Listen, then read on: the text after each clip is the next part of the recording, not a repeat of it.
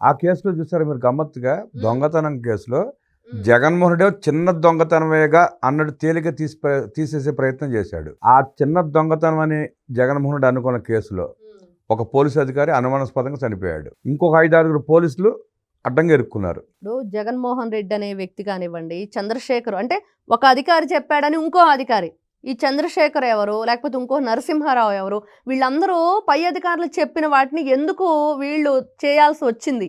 మరి ఆ పై అధికారి పైన ఉన్న వ్యక్తి ఎవరు? ఈ రోజున సతీష్ కుమార్ మరణం వెనక ఉన్న వ్యక్తులు ఎవరు? మరి ఆ సతీష్ కుమార్ మరణం అసలు సాధారణంగా జరిగిందా, యాక్సిడెంటల్గా, లేకపోతే ఎవరైనా చేశారా అనే పూర్తి వివరణ రాకముందే భూమన కరుణాకర్ రెడ్డి అసలు ఎందుకు ప్రెస్ మీట్ పెట్టాడు?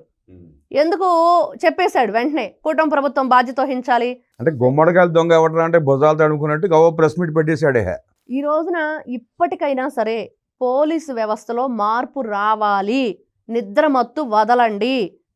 మొన్నేమో అంతకుముందు కాకాని గోవర్ధన్ రెడ్డి మొదలు పెట్టాడండి, బట్టలోడ తీసి సమాజం ముందు నిలబెడతానని. జగన్మోహన్ రెడ్డి గారు వచ్చారు, మొత్తాన్ని బట్టలోడ తీస్తాను, అది చేస్తాను, ఇది చేస్తాను, సప్త సముద్రాల అవతల ఉన్నా కూడా వదిలిపెట్టను, రిటైర్డ్ అయిపోయినా కూడా వదిలిపెట్టను అని చెప్పేసి. నిన్న రోజా మరి ఇంకా ఆవిడ మాట్లాడుతుంది, నీళ్లు లేని బాయి చూసి దోకండి అని. పోలీసులు ఇప్పుడైనా సరే కళ్ళు తెరవండి.